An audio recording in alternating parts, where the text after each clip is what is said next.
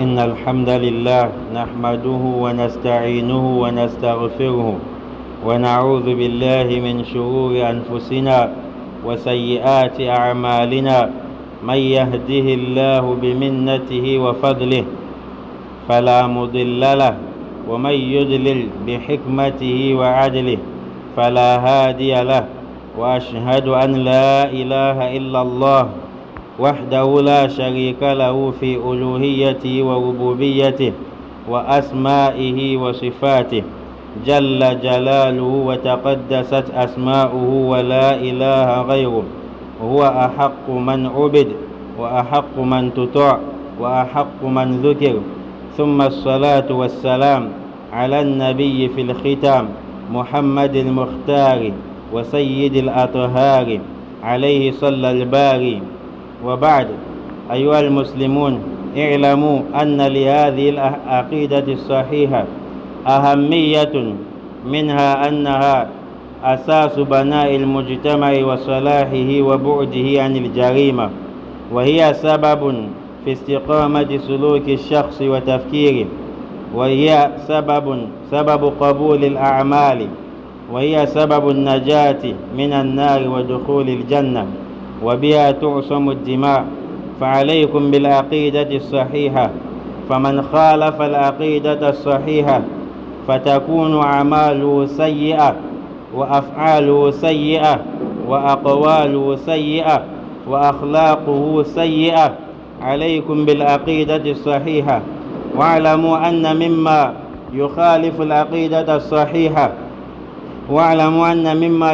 العقيدة الصحيحة الشرك بالله والسحر والكفر والبدع والتصوير والنفاق. سينحصر كلامنا اليوم إن شاء الله عن السحر. واعلموا أن السحر حق بلا نيل، فالسحر له حقيقة وتأثير، لكن بإذن الله تعالى، كما قال في التنزيل العزيز: وما هم بضارين به من أحد إلا بإذن الله.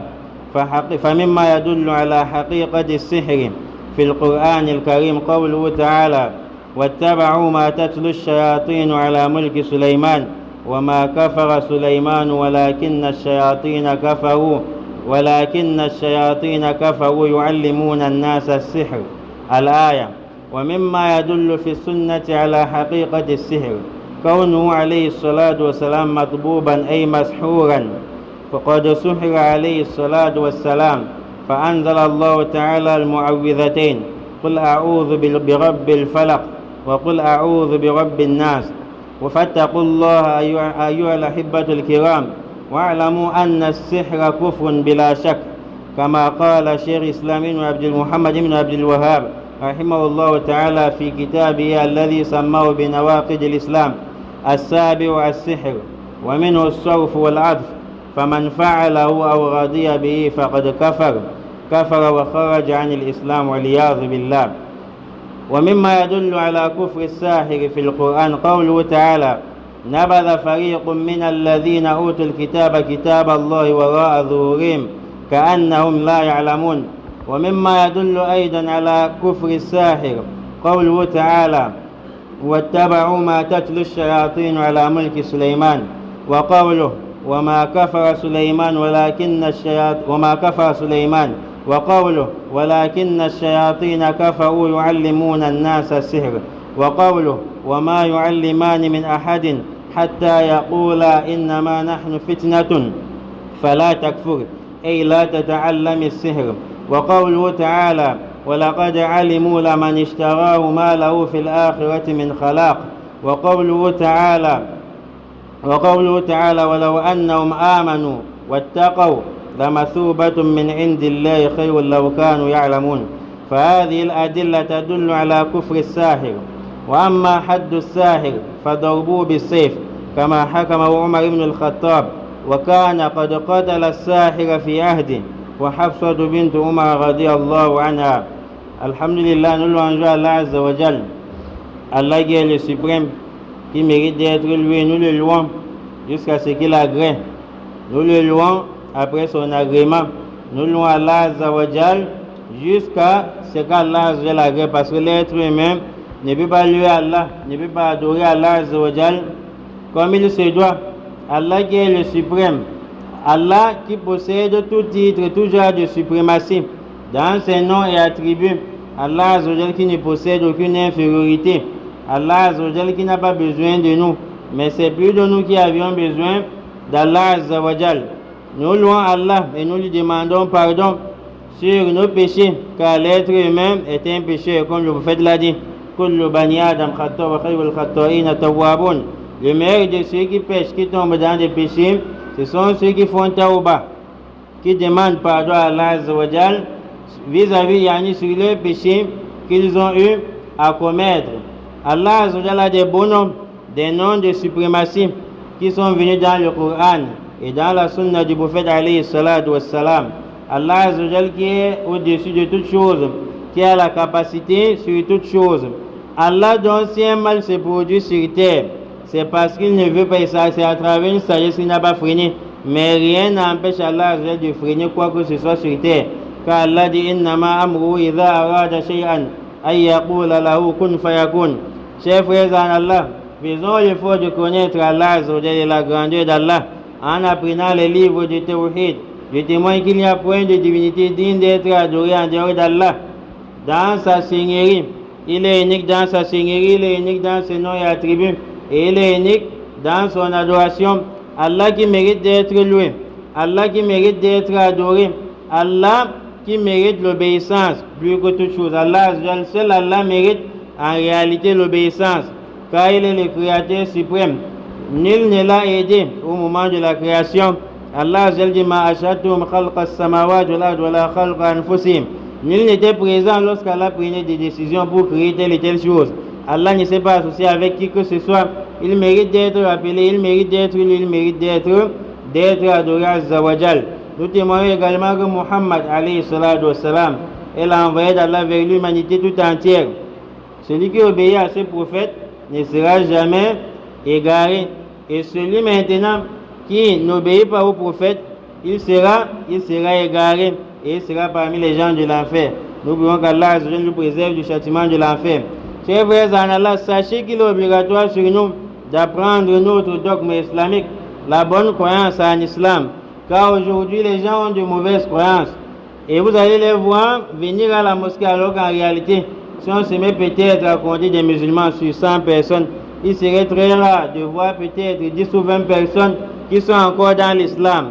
À cause des différents mal qu'on apporte aujourd'hui, des différents péchés qui sont kufriya, des péchés qui sont des péchés de mécréance que nous commettons aujourd'hui. Craignons Allah Azza wa Jalla en apprenant notre foi.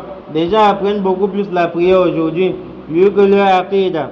Et sachez que lorsque les gens vont apprendre la aqidah sahiha, le bon dogme, la bonne croyance, ça va donner des fruits. Parmi les fruits de la bonne croyance, c'est que la communauté se construit sur la bonne croyance. Pour construire une meilleure communauté, une communauté de baraka, il faut construire cette communauté par le tawhid. Et lorsque la communauté est bâtie sur la bonne croyance, voilà comment ils vont vivre étant heureux. Voilà comment ils auront la baraka de la part d'Allah Azza wa Jal. Et ça va écarter les gens des différents crimes. Les gens prient aujourd'hui, ça ne change rien. Les gens prient aujourd'hui, ça n'empêche pas le vol dans des mosquées. Les gens prient aujourd'hui, ça n'empêche pas des grands péchés. Les gens prient aujourd'hui, ça n'empêche pas d'entrer dans des sectes. Pourquoi? Parce qu'on n'a pas une bonne aqidah, une bonne foi. Lorsqu'on a une bonne aqidah, ça chasse les gens des péchés. Pourquoi chaque jour on prêche sur les péchés, les gens ne changent pas? Parce que le Allah qu'on dit sur la langue, ça n'a pas encore pénétré dans le cœur. Les bédouins arabes avaient dit, nous avions cru. Tout comme tout le monde ici peut dire, on a cru en Allah. Allah dit, non, vous n'avez pas cru. Dites plutôt, nous sommes soumis à Allah. C'est donc dit, parmi nous, on peut avoir des gens qui pensent avoir cru en Allah, alors qu'ils sont des simples musulmans, ils n'ont pas encore atteint le degré de la foi. Allah dit, la foi n'a pas encore pénétré dans vos cœurs. Ça veut donc dire qu'on peut appeler le nom d'Allah tous les jours, mais le mot Allah là, ça ne pénètre pas dans le cœur. Et voilà comment on va voir les gens tomber dans des graves péchés. Sachez que parmi les choses qui détruisent la bonne foi, qui annulent la bonne foi, qui sont contraires à la bonne aqidah, il y a l'association à Allah Azza wa Jal. Celui qui associe Allah à une mauvaise foi, celui qui associe Allah a détruit toute sa foi entièrement. Et il y a parmi ceux-là al-kufr, la mécréance. La mécréance est l'un des actes qui annule la foi, qui annule la bonne croyance du musulman. Parmi ces actes, il y a la sorcellerie. Parmi les actes qui sont contraires à la bonne croyance, il y a les innovations, il y a nifaq, yani l'hypocrisie. Ça se divise en deux. L'hypocrisie qu'on appelle nifaq ou i'tiqadi. L'hypocrisie qui touche la aqida. La croyance, cette hypocrisie, ça fait sortir yani de l'islam. Comme l'hypocrisie retrouvée dans la sourate Munafiqun, dans les premiers, deuxième et troisième versets. Et il y a une petite hypocrisie qui tourne autour du mensonge. Ça c'est la petite hypocrisie. Voici les actes qui annulent la bonne croyance ou bien la bonne foi auprès d'Allah Azza wa Jal. Et aujourd'hui, notre parole va se limiter sur l'un parmi ces 6 choses qu'on a citées, qui n'est rien d'autre que la sorcellerie qui est répandue aujourd'hui. On fait tout pour avoir de l'argent. On tombe dans la sorcellerie pour avoir de l'argent, sachant sans savoir que si on avait cru en Allah, on avait eu une bonne foi, c'est qu'on ne devrait pas croire en la sorcellerie, on ne devrait pas aller voir les charlatans. Car celui qui a une bonne foi va reconnaître que c'est qu'Allah m'a prédestiné, que ce soit 1 million que je dois manger avant de mourir, 2 millions que je dois manger avant de mourir, même si tu utilises le plus grand charlatan du monde, tu pars au Bénin, tu pars au Nigeria, tu n'auras que ce qu'Allah il t'a prédestiné. C'est à cause de la mauvaise foi qu'on tombe dans des sectes.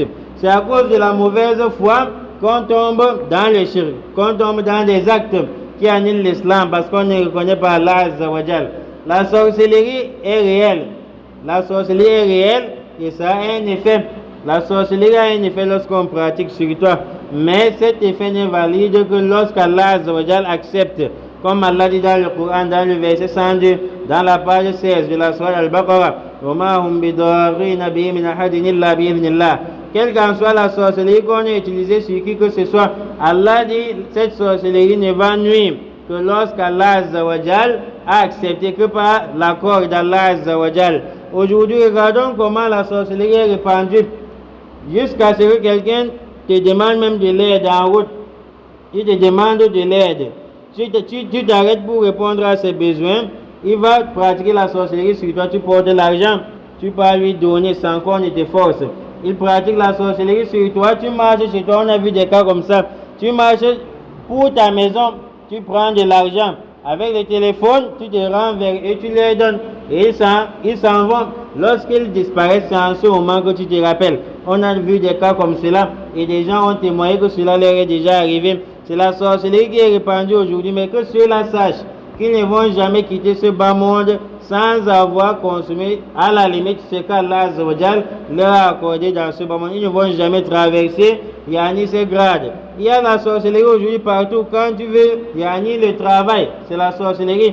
N'entrez pas dans cette sorcellerie car il y aura du retour bien après. Lorsque tu veux soutenir le doctorat, la plupart des docteurs, ils sont des sorciers et ils sont dans des sectes.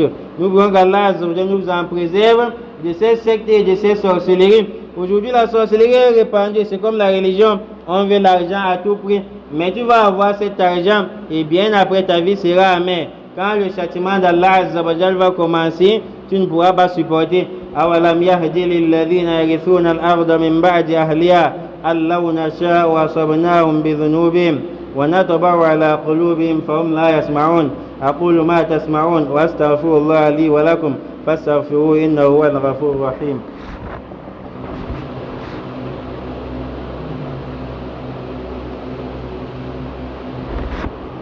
الحمد لله رب العالمين والعاقبة للمتقين ولا عدوان إلا على الظالمين والصلاة والسلام على نبينا محمد الذي بعثه الله إلى جميع الثقلين من الجن والإنس بشيرا ونذيرا وداعيا إلى الله بإذنه وسراجا منيرا من أطاعه دخل الجنة ومن عصاه دخل النار. Nous continuons en disant, parmi les choses qui indiquent la réalité de la sorcellerie dans le Coran, c'est le verset 102 de la page 16, soit Al-Baqarah, où Allah dit ولكن الشياطين كفروا يعلمون الناس السحر. Allah lui-même affirme que les diables enseignent la sorcellerie aux gens. C'est donc dit à travers le Coran, la sorcellerie est réelle. Si quelqu'un dit la sorcellerie n'existe pas, c'est que c'est un kafir, un mécréant, parce qu'il s'est opposé à Allah. Mais le diable est souvent rusé. Les gens aujourd'hui, lorsqu'ils te demandent mal, tu veux par là dire que la sorcellerie n'existe pas. Tu dis non, ça existe. Le diable est interprété autrement dans sa mémoire. Il n'a pas compris que tu as dit que ça existe. Il a plutôt compris que tu as dit que c'est permis. Vous voulez qu'on teste sur vous, la sorcellerie n'existe pas. Quand tu dis que ça existe, lui il a compris que tu as dit que c'est permis. Quand tu dis que ça existe, il dit ah, je croyais que tu allais dire le contraire. Lui il a plutôt compris que c'est permis. Et l'existence de la sorcellerie ne veut pas dire que cette sorcellerie est autorisée en islam. Bal, c'est la mécréance à Allah Azza wa Jal. Et dans la sunna, ce qui indique que la sorcellerie est réelle, ça existe, c'est le fait que le prophète alayhi salam, dans un hadith, a été ensorcelé. On a pris un pain où le prophète s'est peigné avec. Quand il s'est peigné, il y avait une chevelure qui était dessus. On a utilisé cela pour aller pratiquer contre le prophète. Et l'auteur, c'était l'habit d'Ibn al-Asam. Il a retiré cela pour aller donner comme pratique sur le prophète contre le prophète alayhi salam. Et comment le prophète a vu? Lorsqu'il était en train de dormir, deux anges sont venus, l'un sur sa tête et l'autre au niveau des pieds. L'un dit, qu'est-ce qui est arrivé au prophète? Parce que le prophète, à un moment donné, certaines choses qui ne sont pas naturelles lui arrivaient. Aïcha radiallahu anha a dit, le prophète restait comme ça. Il pensait avoir fait quelque chose lorsqu'il ne l'a pas fait. Dans la nuit, mais ou bien dans le sommeil, Allah lui montre d'où provient cela. L'ange le premier dit, qu'est-ce qui lui est arrivé? L'un des anges répond, Yani Matboub, c'est-à-dire on a pratiqué la sorcellerie contre le prophète jusqu'à la fin du hadith. Cela indique déjà que la sorcellerie existe. Et c'est d'où Allah a révélé Qul a'udhu bi rabbil falaq et Qul a'udhu bi rabbin nas pour détacher la sorcellerie. Et il y a des gens de mauvaise foi qui vont dire ici comme votre bouche est toujours dure là. Naam, voilà même le prophète qui lit plus que toi, qui connaît les invocations plus que toi. On a pratiqué la sorcellerie contre lui, on l'a jeté au sol. Là, mais celui qui a une bonne foi, il va comprendre autrement que premièrement, lorsque le prophète est ensorcelé, on devait savoir que suite à cela, Qul a'udhu bi rabbil falaq est descendu et Qul a'udhu bi rabbin nas est descendu. C'est donc dire, parmi les invocations qu'on récite pour la protection avant de dormir, il y a ces deux sourates parmi les invocations avant de dormir. Les invocations du matin et du soir, il y a ces sourates à l'intérieur. Or, les sourates al-falaq et an-nas sont les sourates numéro 21 et 22 à être révélé au prophète. Et Ayatul Kursi maintenant dans la sourate Baqarah. La sourate Baqarah est la sourate numéro 87 à être révélée, première sourate Madaniya. C'est donc dit lorsque le prophète a été ensorcelé, premièrement, les sourates de protection n'étaient pas encore complètes. Deuxièmement, c'était une épreuve pour toi et moi. Lorsqu'on est ensorcelé aujourd'hui, qu'on voit par quel chemin emprunter, le prophète n'avait pas commencé à appeler les noms des gens. Que c'est peut-être la coépouse de la coépouse du père. Là, le prophète n'a pas appelé les noms des gens. Troisièmement, est-ce que le prophète a parlé des coqs noirs, des coqs rouges qui n'ont pas de taches et des coqs blancs? Là, abadan. Quatrièmement, qu'est-ce que le prophète a utilisé? Ou bien qu'est-ce qu'on a utilisé sur le prophète pour qu'il retrouve la guérison? Est-ce que c'est la sorcellerie pour détruire la sorcellerie? Ah là, abadan. C'est plutôt le Coran pour détruire la sorcellerie. Parce qu'il y a des gens qui disent chacun connaît comment il fait pour lui là. Chacun doit connaître selon l'enseignement du prophète alayhi salam. Voilà en quelque sorte ce qui indique la réalité de la sorcellerie. Et celui qui tombe, ou bien celui qui pratique la sorcellerie est mécréant. Parmi les dalils qui indiquent la mécréance du sorcier, c'est où Allah dit dans le verset 101, page 15, dernier verset de la sourate Al-Baqarah. Allah dit Nabala fariqum min alladhina utul kitaba kitab Allah wara'a dhuhurim. Il jette le livre d'Allah derrière. Et ça veut dire quoi? Ça veut dire que si tu vois un sorcier qui est trop fort, il a d'abord souillé le Coran. Soit il écrit le Coran en utilisant les règles des femmes, soit il écrit le Coran sous les plantes de ses pieds, l'entre avec aux toilettes, soit la prière de il ne va pas effectuer à l'heure, ça c'est la mécréance. Soit les prières quotidiennes, il ne va pas venir à la mosquée, c'est seulement le jour du vendredi qu'il va venir. C'est la raison pour laquelle vous allez voir certains à l'amibo. Non, ils ne viennent pas à la mosquée. Peut-être ils sont conditionnés, mais être sorcier, je ne veux pas dire on ne va forcément pas prier. On t'a conditionné, tu n'as pas de condition, c'est de ne pas assister aux prières, il y a aux prières obligatoires à la mosquée. Et quand tu n'assistes pas suite à cette obéissance, tu as obéi au diable et c'est la mécréance. contrairement à celui qui ne vient pas par paresse. Toi, tu as obéi à une créature dans le but de désobéir au Créateur. Deuxième chose qui indique la mécréance des sorciers, c'est où Allah dit ils suivent les enseignements du diable. Cheikh Suleiman Rouhaili dit, le prophète n'a jamais enseigné la sorcellerie. Si tu dis on peut apprendre la sorcellerie, mais c'est pratiquer haram. Cheikh Suleiman Rouhaili dit, tu as donc appris cette sorcellerie chez qui? Le prophète n'a pas enseigné la sorcellerie. Donc, ce qui indique la mécréance du sorcier, c'est qu'il a appris chez les diables. Cheikh Abdul Razak Al-Badri dit, ils sont devenus talamir de Shaitan, les élèves du diable. Troisième chose qui indique la mécréance des sorciers, c'est où Allah, en appelant les diables de mécréants ici, il a donné la raison et qu'il a été la raison. C'est parce qu'ils ont enseigné la sorcellerie. C'est donc ici enseigner la sorcellerie mécréance, c'est donc dit apprendre aussi c'est une mécréance. Quatrième chose qui indique la mécréance des sorciers, c'est que lorsque les anges enseignaient la sorcellerie aux gens à travers une épreuve, ils ont dit, nous sommes plus d'une tentation, fala takfur. Ne sois pas mécréant, Cheikh Fawzan dit, ne sois pas mécréant, veut dire, n'apprends pas la sorcellerie et ne pratique pas. Cheikh Fawzan dit ici, apprendre la sorcellerie, même si tu ne pratiques pas, c'est la mécréance, tu sors de l'islam. Cinquième ou sixième chose qui indique que les sorciers sont des mécréants, c'est la parole d'Allah où il dit, eux-mêmes, les sorciers savent que celui qui emprunte ce chemin, qui prend la sorcellerie, pratique ou bien met en pratique la sorcellerie, Allah dit les jours derniers, il n'aura rien. Dans tes prières, tu n'auras rien sur tout ce que tu as fait comme bonne œuvre. Quand quelqu'un est dans la secte de lui-même, il sait qu'il a vendu son âme à Satan. Septième et dernière chose qui indique dans le Coran la mécréance du sorcier, c'est le verset 103 où Allah dit s'ils avaient cru et ils avaient cru à Allah, c'est que la récompense auprès d'Allah devrait être meilleure. Si Allah dit si les sorciers, ceux qui après nous pratiquent la sorcellerie avaient cru et ils avaient cru à Allah, Allah a utilisé le si. C'est donc dit en réalité à la base qu'ils n'ont aucune foi et ils sont des mécréants pour chuter. Quel est maintenant le châtiment qu'on doit affliger à un sorcier, à un charlatan? Les Sahaba disent, ou bien les Salafis disent, le châtiment qu'on doit affliger au sorcier, on doit couper sa tête, on doit prendre l'épée, on coupe sa tête avec sa tombe au sol. Voilà le châtiment qu'on doit lui affliger. Omar ibn al-Khattab, il avait tué un sorcier, un charlatan, il a coupé sa tête. Hafsa, la fille de Omar, elle a coupé la tête d'un sorcier. Pourquoi cela? Tout simplement parce qu'ils sont des mauvaises créatures d'Allah. C'est à cause de qu'il y a beaucoup de désordre sur terre. C'est à cause de que les gens fournissent leur argent pendant un an. Quelqu'un vient à travers la sorcellerie, prend cet argent que tu as fourni. Nous voulons qu'Allah nous épargne du chemin des sorciers. Il y a beaucoup de sorciers dans notre époque. Peut-être certains sont assis là, avec les conditions remplies, soit au lieu de service, soit il y a chez les charlatans eux-mêmes, ils connaissent. Sachez que si vous êtes là, vos prières de Juma ne seront pas acceptées. Et si quelqu'un veut m'en vouloir, je mets Allah entre lui et moi, qu'Allah me protège contre lui. Donc si vous êtes des sorciers, vous entrez dans des sectes pour avoir le doctorat, dans des sectes pour avoir le travail, sachez que vous avez perdu l'au-delà. Sauf si tu fais tauba. Non, tu ne peux pas dire là-bas que tu es sorti dedans, tu n'es plus dedans, tu fais tauba. Allah va accepter ta tauba. Nous voulons qu'Allah détruise ces sorciers. Ceux qui veulent sortir, abandonner cette sorcellerie, qu'Allah les retire et qu'Allah les sécurise.